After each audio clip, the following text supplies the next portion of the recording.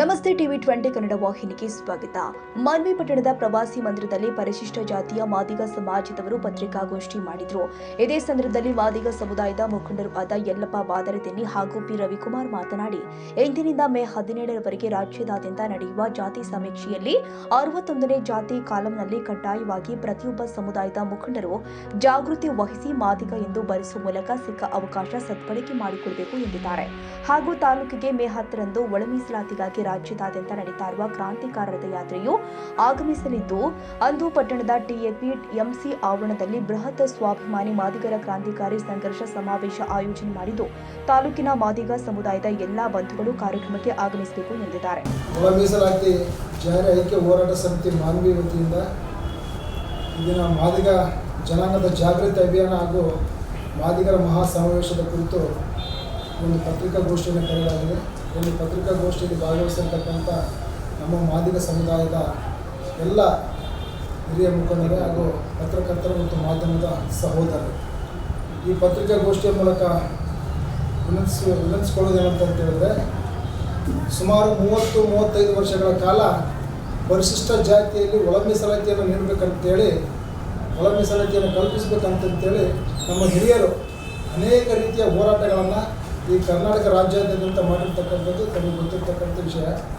ಈಗ ಆ 30-35 ವರ್ಷಗಳ ಹೋರಾಟದ ಪ್ರತಿಫಲವಾಗಿ ಈ ಕರ್ನಾಟಕ ಸರ್ಕಾರ ಇವತ್ತಿನಿಂದ ಪರಿಶಿಷ್ಟ ಜಾತಿಯ ಒಂದು ಜನಗಣತಿಯನ್ನು, ಅಂದರೆ ಒಟ್ಟಾರೆ ಜನಗಣತಿಯನ್ನು ಮಾಡ್ತಾ ಇದ್ದಾರೆ. ಅದರಲ್ಲಿ ವಿಶೇಷವಾಗಿ ಪರಿಶಿಷ್ಟ ಜಾತಿಯಲ್ಲಿರ್ತಕ್ಕಂಥ ಜಾತಿವಾರು ಗಣತಿಯನ್ನು ಇವತ್ತು ಪ್ರಾರಂಭ ಮಾಡಿದ್ದಾರೆ. ಇಂಥ ಒಂದು ಸಂದರ್ಭದಲ್ಲಿ ಇಡೀ ನಮ್ಮ ಮಾನ್ವಿ ತಾಲೂಕು, ಸಿರುವಾರ ತಾಲೂಕು, ರಾಯಚೂರಿನ ಎಲ್ಲ ನಮ್ಮ ತಾಲೂಕಿನ ಮಾದಿಗ ಸಮಾಜದ ಬಂಧುಗಳು ಕಡ್ಡಾಯವಾಗಿ ಜಾತಿ ಗಣತಿ ಮಾಡತಕ್ಕಂಥ ಸಂದರ್ಭದಲ್ಲಿ ಗಣತಿದಾರರು ತಮ್ಮ ಮನೆ ಬಾಗಿಲಿಗೆ ಬಂದಾಗ ತಾವೆಲ್ಲರೂ ಕೂಡ ಕಡ್ಡಾಯವಾಗಿ ಮಾದಿಗ ಅಂತೇಳಿ ಬರೆಸ್ಬೇಕು.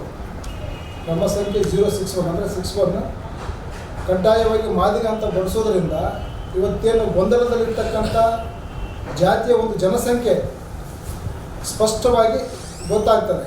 ಈ ಕರ್ನಾಟಕ ರಾಜ್ಯದಲ್ಲಿ ಮಾದಿಗ ಜನಸಂಖ್ಯೆ ಎಷ್ಟಿದೆ ಅಂತಂತೇಳಿ ಸ್ಪಷ್ಟವಾಗಿ ಗೊತ್ತಾಗ್ತದೆ. ಹಾಗಾಗಿ ಆ ಜನಸಂಖ್ಯೆ ಜಾಸ್ತಿ ಆಗೋದರಿಂದ ನಮಗೆ ಮೀಸಲಾತಿ ಪ್ರಮಾಣ ಮತ್ತು ಸೌಲಭ್ಯಗಳು ಜಾಸ್ತಿ ಆಗ್ತವೆ. ಆ ಕಾರಣಕ್ಕೋಸ್ಕರ ಇವತ್ತೇನು ಮೀಸಲಾತಿಯಿಂದ ವಂಚಿತರಾಗಿದ್ದೀವಿ, ಸೌಲಭ್ಯಗಳಿಂದ ವಂಚಿತರಾಗಿದ್ದೀವಲ್ಲ, ಈಗ ಒಂದು ಅದಕ್ಕೆ ಅಂತ್ಯ ಒಂದು ಕಾಲ ಈ ಸಂದರ್ಭದಲ್ಲಿ ಕೂಡಿ ಬಂದಿರತಕ್ಕಂಥದ್ದು. ಹಾಗಾಗಿ ಮಾದಿಗ ಜನಾಂಗದ ಎಲ್ಲ ಬಂಧುಗಳು ತಮ್ಮಲ್ಲಿ ಕೈ ಮುಗಿದು ವಿನಂತಿ ಮಾಡಿಕೊಳ್ತಾ ಇದ್ದೀವಿ. ತಮಗೆ ಯಾವುದೇ ಕೆಲಸ ಕಾರ್ಯಗಳು ಏನಾದರೂ ಇದ್ದರೂ ಕೂಡ ಎಲ್ಲವನ್ನು ಬದಿಗೊತ್ತಿ ತಾವೆಲ್ಲರೂ ಕೂಡ ಕಡ್ಡಾಯವಾಗಿ ಗಣತಿದಾರರು ತಮ್ಮ ಮನೆ ಬಾಗಿಲಿಗೆ ಬಂದಾಗ ಮಾದಿಗ ಅಂತಲೇ ಬರೆಸ್ಬೇಕಂತೇಳಿ ಈ ಒಂದು ಪತ್ರಿಕಾಗೋಷ್ಠಿಯ ಮೂಲಕ ಹೇಳ್ತಾ ಇದ್ದೀವಿ. ಅದರ ಜೊತೆಗೆ ಇಡೀ ಕರ್ನಾಟಕ ರಾಜ್ಯಾದ್ಯಂತ ಇವತ್ತು ಕ್ರಾಂತಿಕಾರಿ ರಥಯಾತ್ರೆ ಇವತ್ತು ಸಂಚರಿಸ್ತಾ ಇದ್ದಾರೆ. ಯಾಕಂತ ಹೇಳಿದ್ರೆ ಮಾದಿಗರಿಗೆ ಜಾಗೃತಿ ಮೂಡಿಸಬೇಕು, ಜಾತಿ ಗಣತಿಯಲ್ಲಿ ಮಾದಿಗ ಅಂತ ಬರೆಸಬೇಕು. ಅದರ ಜೊತೆಗೆ ಈಗಾಗಲೇ ಸಚಿವ ಸಂಪುಟದಲ್ಲಿ ತೀರ್ಮಾನ ಮಾಡಿರುವಂತೆ ಇವತ್ತು ನೇರ ನೇಮಕಾತಿ ಆಗಿರ್ಬೋದು, ಬ್ಯಾಕ್ಲಾಗ್ ಆಗಿರ್ಬೋದು ಅಥವಾ ಮುಂಬಡ್ತಿ ಆಗಿರ್ಬೋದು, ಈ ಪರಿಶಿಷ್ಟ ಜಾತಿಯಲ್ಲಿ ಬರ್ತಕ್ಕಂಥ ಈ ಜನಾಂಗದವರಿಗೆ ಅನ್ಯಾಯ ಆಗಬಾರ್ದನ್ನ ಕಾರಣಕ್ಕೋಸ್ಕರ ಆ ಎಲ್ಲ ಹುದ್ದೆಗಳನ್ನು ರದ್ದು ಮಾಡಬೇಕು ಮತ್ತು ಯಾವುದೇ ಕೂಡ ನೇಮಕಾತಿ ಪ್ರಕ್ರಿಯೆ ಮಾಡಬಾರ್ದಂತೇಳಿ ಸಚಿವ ಸಂಪುಟದಲ್ಲಿ ಈಗಾಗಲೇ ತೀರ್ಮಾನ ಆಗಿರ್ತಕ್ಕಂಥ. ಸಚಿವ ಸಂಪುಟದಲ್ಲಿ ತೀರ್ಮಾನ ಆದರೂ ಕೂಡ ಇವತ್ತು ಸರ್ಕಾರ ತೆರೆಮರೆಯಲ್ಲಿ ಇವತ್ತು ಆ ಒಂದು ಎಲ್ಲ ನೇಮಕಾತಿಗಳನ್ನು ಮಾಡ್ತಾಯಿದ್ದೀವಿ. ಹಾಗಾಗಿ ಅದು ಮಾಡಬಾರ್ದು ಅಂತೇಳಿ ಮತ್ತೊಮ್ಮೆ ನಾವು ಈ ಕ್ರಾಂತಿಕಾರಿ ರಥಯಾತ್ರೆಯ ಮೂಲಕ ಮಾನವಿಗೆ ಆಗಮಿಸ್ತಾ ಇದ್ದಾರೆ. ಆ ರಥಯಾತ್ರೆಯಲ್ಲಿ ನಾವು ಸರ್ಕಾರಕ್ಕೆ ಎಚ್ಚರಿಕೆ ಕೊಡ್ತಾ ಇದ್ದೀವಿ. ಮುಂಬಡ್ತಿ, ಬ್ಯಾಕ್ಲಾಗ್, ನೇರ ನೇಮಕಾತಿಗಳು ಯಾವುದೇ ರೀತಿ ಹುದ್ದೆಗಳನ್ನು ತುಂಬಬಾರ್ದು ಅಂತೇಳಿ ಮಾದಿಗರ ಈ ಒಂದು ಮಹಾ ಸಮಾವೇಶದ ಮೂಲಕ ಸರ್ಕಾರಕ್ಕೆ ಎಚ್ಚರಿಕೆ ಕೊಡ್ತಕ್ಕಂಥ ಒಂದು ಕಾರ್ಯಕ್ರಮದಲ್ಲಿ ಪ್ರತಿ ನಮ್ಮ ಮಾನ್ವಿ ತಾಲೂಕು, ಸಿರುವಾರ ತಾಲೂಕು ಜಿಲ್ಲೆಯ ಎಲ್ಲ ಮಾದಿಗ ಸಮಾಜದ ಯುವಕರು, ವಿದ್ಯಾರ್ಥಿಗಳು, ರಾಜಕಾರಣಿಗಳು, ಸ್ತ್ರೀಶಕ್ತಿ ಗುಂಪಿನ ಮಹಿಳೆಯರು ಅತ್ಯಂತ ಹೆಚ್ಚಿನ ಸಂಖ್ಯೆಯಲ್ಲಿ ಈ ಒಂದು ಮಾದಿಗರ ಮಹಾ ಸಮಾವೇಶ ಕ್ರಾಂತಿಕಾರಿ ರಥಯಾತ್ರೆಗೆ ಭವ್ಯವಾಗಿ ಸ್ವಾಗತ ಮಾಡಿಕೊಂಡು ಮಾನ್ವಿ ಪಟ್ಟಣದ TAPCMS ಅಲ್ಲಿ ಒಂದು ಬಹಿರಂಗವಾಗಿರ್ತಕ್ಕಂಥ ಒಂದು ಸಮಾವೇಶ ಇದೆ.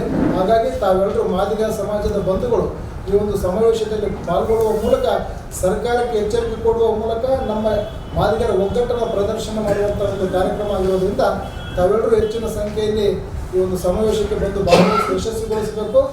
ಜೊತೆಗೆ ಮತ್ತೊಂದು ಸಾರಿ ಗಣತಿದಾರರು ತಮ್ಮ ಮನೆ ಬಾಗಿಲಿಗೆ ಬರ್ತಕ್ಕಂಥ, ತಮ್ಮ ಓಣಿಗಳಲ್ಲಿ, ತಮ್ಮ ಕಾಲೋನಿಗಳಿಗೆ ಬರ್ತಕ್ಕಂಥ ಸಂದರ್ಭದಲ್ಲಿ ಗಣತಿದಾರರನ್ನ ಆತ್ಮೀಯವಾಗಿ ಸ್ವಾಗತಿಸಿಕೊಂಡು ಕಡ್ಡಾಯವಾಗಿ ಮಾದಿಗ ಅಂತಲೇ ಬರೆಸ್ಬೇಕಂತೇಳಿ ಈ ಒಂದು ಪತ್ರಿಕಾಗೋಷ್ಠಿಯ ಮೂಲಕ ಸಮಸ್ತ ನಮ್ಮ ತಾಲೂಕಿನ ಸಿರುವರ ತಾಲೂಕಿನ ಜಿಲ್ಲೆಯ ಜನತೆ ಮಾದಿಗ ಜನಾಂಗದಲ್ಲಿ ನಾವು ವಿನಂತಿಯನ್ನು ಮಾಡ್ಕೊಳ್ತಾ ಇದ್ದೀವಿ.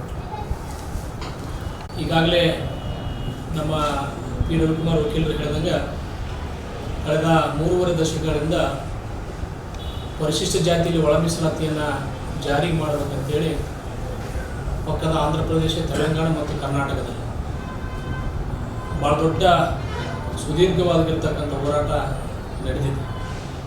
ಜೊತೆಗೆ ಆ 35 ವರ್ಷಗಳಲ್ಲಿ ಅನೇಕ ಹಿರಿಯ ಹೋರಾಟಗಾರರು ಅನೇಕ ರೂಪದ ಚಳವಳಿಗಳನ್ನು ಮಾಡಿ ಅದರ ಜೊತೆಗೇ ಬೀದಿ ಹೋರಾಟದ ಜೊತೆಗೇ ಕಾನೂನು ಹೋರಾಟವನ್ನು ಮಾಡಿ ಇವತ್ತು ಆಗಸ್ಟ್ 1, 2024 ಸುಪ್ರೀಂ ಕೋರ್ಟ್ನ ಒಂದು ಜಡ್ಜ್ಮೆಂಟು, ಒಂದು ತೀರ್ಪು ಬರಲಿಕ್ಕೆ ಎಲ್ಲ ಒಂದು ಚಳವಳಿಗಾರರ ಒಂದು ಪಾತ್ರ ಭಾಳ ದೊಡ್ಡದಿದೆ. ಹಾಗಾಗಿ ಆ ಸುಪ್ರೀಂ ಕೋರ್ಟ್ ಆದೇಶದಂತೆ ಸರ್ಕಾರ ಒಳ ಮೀಸಲಾತಿಯನ್ನು ತೆಲಂಗಾಣ ತನ್ನ ಮಾತು ಕೊಟ್ಟಂತೆ ಆಂಧ್ರ ಪ್ರದೇಶದಲ್ಲಿ ಈಗಾಗಲೇ ಅಧಿಕೃತವಾಗಿ ಜಾರಿಯಾಗಿರ್ತಕ್ಕಂಥದ್ದು. ವಿಶೇಷವಾಗಿ ಕರ್ನಾಟಕದಲ್ಲಿ ಕೂಡ ಭಾಳ ದೊಡ್ಡ 35 ವರ್ಷದ ಹೋರಾಟ ನಡೀತಾ ಇದೆ. ಇಲ್ಲಿ ಪರಿಶಿಷ್ಟ ಜಾತಿಯಲ್ಲಿ ಈಗಾಗಲೇ ನ್ಯಾಯಮೂರ್ತಿ ಸದಾಶಿವರವರ ಒಂದು ಸಮೀಕ್ಷೆ ಕೂಡ ಇದೆ, ಕಾಂತರಾಜ್ ವರದಿಯವರ ಸಮೀಕ್ಷೆ ಕೂಡ ಇದೆ, ಹಿಂದೆ 2011 ಜನಗಣತಿ ಸಮೀಕ್ಷೆ ಕೂಡ ಇದೆ. ಆದರೂ ಕೂಡ ಕೆಲವು ಪಟ್ಟಭದ್ರ ಹಿತಾಸಕ್ತಿಗಳ ಒತ್ತಡಕ್ಕೆ ಮಣಿದು ಸರ್ಕಾರ ವೈಜ್ಞಾನಿಕವಾಗಿರ್ತಕ್ಕಂಥ ದತ್ತಾಂಶಗಳಿಲ್ಲ ಅಂತುವಂಥ ಒಂದು ಕಾರಣಕ್ಕಾಗಿ ಇವತ್ತು ಸಮೀಕ್ಷೆಯನ್ನು ಮಾಡಲಿಕ್ಕೆ ಜಸ್ಟಿಸ್ ನಾಗಮೋಹನ್ ದಾಸ್ ಅವರ ನೇತೃತ್ವದಲ್ಲಿ ಒಂದು ಆಯೋಗವನ್ನು ಮಾಡಿ ಇವತ್ತಿನಿಂದ ಈ ರಾಜ್ಯದಲ್ಲಿ ಪರಿಶಿಷ್ಟ ಜಾತಿಗಳ ಜೊತೆಗೇ ಈ ಕರ್ನಾಟಕದಲ್ಲಿರ್ತಕ್ಕಂಥ ಎಲ್ಲ ಜನಾಂಗದ ಒಂದು ಸಮೀಕ್ಷೆ ಕೂಡ ನಡೀತಾ ಇದೆ. ಇಲ್ಲಿ ಸಾಮಾಜಿಕ, ಶೈಕ್ಷಣಿಕ, ರಾಜಕೀಯ ಮತ್ತು ಆರ್ಥಿಕವಾಗಿ ಪರಿಶಿಷ್ಟ ಜಾತಿಯಲ್ಲಿ ಸಮೀಕ್ಷೆ ನಡೀತಾ ಇದೆ. ಆ ದತ್ತಾಂಶಗಳನ್ನು ಸಂಗ್ರಹಿಸ್ತಕ್ಕಂಥ ಕೆಲಸ ಇವತ್ತಿನಿಂದ ಪ್ರಾರಂಭವಾಗಿದೆ. ಅಧಿಕಾರಿಗಳು ಎಲ್ಲ ಒಂದು ಪರಿಶಿಷ್ಟ ಜಾತಿಯವರ ಮನೆಗೂ ಕೂಡ ಹೋಗ್ತಾರೆ. ದಯಮಾಡಿ ನಾವು ಮನವಿ ಮಾಡೋದಿಷ್ಟೇ, ಈ ತಾಲೂಕಿನ ಸಿರುವಾರ ಮತ್ತು ಮಾನ್ವಿ ತಾಲೂಕಿನ ನಮ್ಮ ಸಮುದಾಯದ ಮಾದಿಗ ಸಮುದಾಯದ ಜನರೆಲ್ಲ ವಿನಂತಿಯನ್ನು ಮಾಡ್ತೀವಿ. ನೀವು ಏಕೆ, ಎಡಿ ಮತ್ತು ಆದಿ ಆಂಧ್ರ ಜೊತೆಗೆ ಹರಿಜನ್ ಅಂತಕ್ಕಂಥ ಪದಗಳನ್ನು ಬಳಸಲಾರ್ದೇ ನಿಮ್ಮ ಕ್ರಮ ಸಂಖ್ಯೆ 61ರಲ್ಲಿ ಉಪಜಾತಿ ಕೇಳಿದಾಗ ಮಾದಿಗೆ ಅಂತ ಸ್ಪಷ್ಟವಾಗಿ ಬಳಸ್ಬೇಕಂತೇಳಿ ಈ ಪತ್ರಿಕಾಗೋಷ್ಠಿ ಮುಖಾಂತರ ನಾವು ಮನವಿಯನ್ನು ಮಾಡ್ತೇವೆ. ಜೊತೆಗೆ ಈಗ ಇದರ ಅಂಗವಾಗಿ ಸರ್ಕಾರ ಹೊತ್ತು ನಮ್ಮ ಮಾತು ಕೊಟ್ಟಿದ್ದು ಸುಪ್ರೀಂ ಕೋರ್ಟ್ ಜಡ್ಜ್ಮೆಂಟ್ ಬಂದ ಮೇಲೆ ನಮ್ಮೆಲ್ಲ ಹಿರಿಯರು ಹೋರಾಟ ಮಾಡಿ ಅವರು ಮುಖ್ಯಮಂತ್ರಿಗಳನ್ನು ಭೇಟಿಯಾದಾಗ ನಾವು ಒಳ ಮೀಸಲಾತಿ ಜಾರಿ ಆಗುವವರೆಗೆ ಯಾವುದೇ ಸರ್ಕಾರ ಹುದ್ದೆಗಳನ್ನು ತುಂಬಂಗಿಲ್ಲ, ಬಡ್ತಿ ಮೀಸಲಾತಿಯನ್ನು ಕೊಡೋಂಗಿಲ್ಲ, ಆಮೇಲೆ ಬ್ಯಾಕ್ಲಾಗ್ ಕೂಡ ತುಂಬಂಗಿಲ್ಲ ಅಂತ ಒಂದು ಸಚಿವ ಸಂಪುಟದಲ್ಲಿ ತೀರ್ಮಾನ ಆಗಿದೆ. ಆದರೆ ಆ ಸಚಿವ ಸಂಪುಟದ ತೀರ್ಮಾನವನ್ನು ಇವತ್ತು ಉಲ್ಲಂಘಿಸಿ ಆ ಕದ್ದು ಮುಚ್ಚಿ ತೆರೆಮರೆಯಲ್ಲಿ ಈ ಬಡ್ತಿಗಳನ್ನು, ಸರ್ಕಾರ ಹುದ್ದೆಗಳನ್ನು ನೇಮಕಾತಿಗೆ ಪ್ರಕಟಣೆ ಮಾಡ್ತಕ್ಕಂಥದ್ದು ಇಡೀ ಮಾದಿಗ ಸಮುದಾಯಕ್ಕೆ ಮಾಡಿರ್ತಕ್ಕಂಥ ಒಂದು ದ್ರೋಹ ಅಂತ ನಾವು ಭಾವಿಸ್ತೇವೆ. ಅದಕ್ಕೆ ಎಚ್ಚರಿಕೆಯನ್ನು ಕೊಡಬೇಕಂತ ಉದ್ದೇಶದಿಂದ ಅದನ್ನು ನಿಲ್ಲಿಸಬೇಕಂತೇಳಿ ಈಗಾಗಲೇ ಕ್ರಾಂತಿಕಾರಿ ರಥಯಾತ್ರೆ ನಮ್ಮ ಹೋರಾಟಗಾರರು ಭಾಸ್ಕರ ಪ್ರಸಾದ್ ನೇತೃತ್ವದಲ್ಲಿ ರಾಜ್ಯದಾದ್ಯಂತ ಸಂಚರಿಸ್ತಾ 10ನೇ ತಾರೀಕು ಮಾನ್ವಿ ಬರ್ತಾ ಇದೆ. ಆ ರಥಯಾತ್ರೆಯನ್ನು ನಾವು ಮಾನ್ವಿ ಮತ್ತು ಸಿರುವಾರ ತಾಲೂಕಿನ ಎಲ್ಲ ಸಮುದಾಯದ ಬಂಧುಗಳು ಭಾಳ ಹೃದಯಪೂರ್ವಕವಾಗಿ ಅದನ್ನು ಅದ್ದೂರಿಯಾಗಿ ಸ್ವಾಗತ ಮಾಡ್ತೀವಿ. ಜೊತೆಗೆ 10ನೇ ತಾರೀಕಿಗೆ TAPMS ಮೈದಾನ ಮಾನ್ವಿ ಪಟ್ಟಣದಲ್ಲಿ ಮಾದಿಗರ ಒಂದು ಒಕ್ಕಟ್ಟನ್ನು ಪ್ರದರ್ಶನ ಮಾಡಬೇಕು. ಜೊತೆಗೆ ಈ ಸರ್ಕಾರಕ್ಕೆ ಬಡ್ತಿಯನ್ನು ನಿಲ್ಲಿಸಬೇಕು, ಸರ್ಕಾರಿ ಹುದ್ದೆಗಳನ್ನು ನಿಲ್ಲಿಸಬೇಕು, ಬ್ಯಾಕ್ಲಾಗ್ ಹುದ್ದೆಗಳನ್ನು ತುಂಬಬಾರದು ಅನ್ನುವಂಥ ಒಂದು ಒತ್ತಡವನ್ನು ಹಾಕಲಿಕ್ಕೆ, ಒಂದು ಎಚ್ಚರಿಕೆಯನ್ನು ಕೊಡಲಿಕ್ಕೆ ನಮ್ಮೆಲ್ಲ ಒಂದು ಮಾದಿಗ ಸಮುದಾಯದ ಐಕ್ಯ ಹೋರಾಟ ಸಮಿತಿಯಿಂದ ಒಂದು ದೊಡ್ಡ ಮಟ್ಟದ ಸಮಾವೇಶ ನಡೀತಿದೆ. ಈ ಸಮಾವೇಶದಲ್ಲಿ ನಮ್ಮ ಸಿರುವಾರ ಮತ್ತು ಮಾನ್ವಿ ತಾಲೂಕಿನ ಎಲ್ಲ ಸಮುದಾಯದ ಬಂಧುಗಳು, ಯುವಕರು, ವಿದ್ಯಾರ್ಥಿಗಳು, ಮಹಿಳೆಯರು, ರಾಜಕಾರಣಿಗಳು, ಸಂಘಟನೆಗಳ ಮುಖಂಡರು ಯಾವುದೇ ಒಂದು ಪಕ್ಷಾತೀತವಾಗಿ ತಮ್ಮ ಪಕ್ಷಭೇದಗಳನ್ನು ಮರೆತು ಇವತ್ತು ಆ ಸಮಾವೇಶದಲ್ಲಿ ಭಾಗವಹಿಸಬೇಕು. ಆ ಸಮಾವೇಶದಲ್ಲಿ ಅನೇಕ ನಮ್ಮ ಜಿಲ್ಲೆಯ ಹಿರಿಯರು, ಹೋರಾಟಗಾರರು, ನಮ್ಮ ಮಾನ್ವಿ ತಾಲೂಕಿನ ಹೋರಾಟಗಾರರು ಕೂಡ ಸಮಾವೇಶದಲ್ಲಿ ಭಾಗವಹಿಸ್ತಾರೆ. ದಯಮಾಡಿ ಆ ಸಮಾವೇಶವನ್ನು ಎಲ್ಲರೂ ಯಶಸ್ವಿಗೊಳಿಸಬೇಕು. ಜೊತೆಗೆ ನಮ್ಮ ಪತ್ರಕರ್ತ ಮಾಧ್ಯಮದ ಸ್ನೇಹಿತರು, ಪ್ರಗತಿಪರ ಚಿಂತಕರು, ಸಂವಿಧಾನವನ್ನು ಗೌರವಿಸುವಂಥ ಎಲ್ಲ ಈ ತಾಲೂಕಿನ ಈ ಜಿಲ್ಲೆಯ ಜನಗಳು ನಮ್ಮ ಹೋರಾಟಕ್ಕೆ, ಸಮಾವೇಶಕ್ಕೆ ತಾವೆಲ್ಲರೂ ಸಹಕಾರವನ್ನು ನೀಡಬೇಕು. ಅದು ಯಶಸ್ವಿಗೊಳಿಸಲಿಕ್ಕೆ ತಾವೆಲ್ಲ ಕಾರಣೀಭೂತರಾಗಬೇಕಂತೇಳಿ ನಾವು ಮನವಿಯನ್ನು ಮಾಡ್ತೀವಿ. ಜೊತೆಗೆ ಇನ್ನೊಂದು ನಾನು ನಮ್ಮ ಪರಿಶಿಷ್ಟ ಜಾತಿ ಸಮುದಾಯಕ್ಕೆ ಒಂದು ಮನವಿಯನ್ನು ಮಾಡೋದೇನೆಂದರೆ, ಆ ಜಾತಿ ಗಣಿತವ್ರು ಬಂದಾಗ ಕಾಲಂ ನಂಬರ್ 41ರಲ್ಲಿ ಒಂದು ಪ್ರಶ್ನೆ ಇದೆ. ನಿಮ್ಮ ಕುಟುಂಬ ಏನಾದರೂ ಒಂದು ಸಾಮಾಜಿಕ ತಾರತಮ್ಯಕ್ಕೆ, ಶೋಷಣೆಗೆ ಒಳಗಾಗಿದೆ ಅನ್ನುವಂಥ ಒಂದು ಪ್ರಶ್ನೆ ಕೇಳ್ತಾರೆ. ದಯಮಾಡಿ ನಮ್ಮ ಸಮುದಾಯದ ಬಂಧುಗಳಲ್ಲಿ ವಿನಂತಿಯನ್ನು ಮಾಡ್ತೇವೆ. ಇನ್ನೂ ಕೂಡ ಈ ದೇಶದಲ್ಲಿ, ಈ ತಾಲೂಕಲ್ಲಿ, ಜಿಲ್ಲೆಯಲ್ಲಿ ಇನ್ನೂ ತಾರತಮ್ಯ ಬಹಳಷ್ಟಿದೆ ಎಲ್ಲ ಕಡೆ. ಹಾಗಾಗಿ ನೀವು ತಾರತಮ್ಯ ಇದೆ, ಶೋಷಣೆಗೆ ಒಳಗಾಗಿದ್ದೇವೆ ಹೌದು ಅನ್ನುವಂಥ ಕಾಲಮನ್ನು ನೀವು ಟಿಕ್ಕ ಹಾಕ್ಸ್ಬೇಕನ್ನುವಂಥ ಮನವಿಯನ್ನು ಕೂಡ ಈ ಸಂದರ್ಭದಲ್ಲಿ ಮಾಡ್ತೀವಿ. ದಯಮಾಡಿ ಮತ್ತೊಂದು ಸಲ ನಾವು ಮನವಿ ಮಾಡ್ತೀವಿ, ಎಲ್ಲ ನನ್ನ ಸಮುದಾಯದ ಬಂಧುಗಳಲ್ಲಿ 10ನೇ ತಾರೀಕು ನಡೆಯುವಂಥ ಸಮಾವೇಶದಲ್ಲಿ ತಾವೆಲ್ಲರೂ ಭಾಗವಹಿಸಬೇಕು.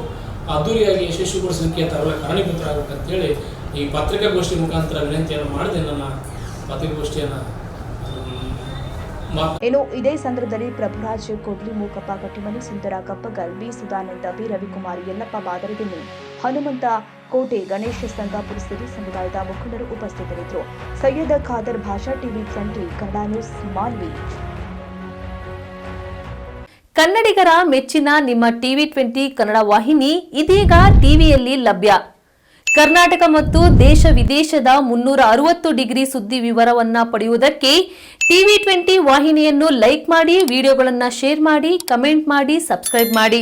HCN ಕೇಬಲ್ 842 ನಂಬರ್ನಲ್ಲಿ ಹುಕ್ಕೇರಿ ತಾಲೂಕು ಹಾಗೂ ಸಂಕೇಶ್ವರದ ಸುತ್ತಮುತ್ತಲಿನ ಹಳ್ಳಿಗಳಲ್ಲಿ ಲಭ್ಯ.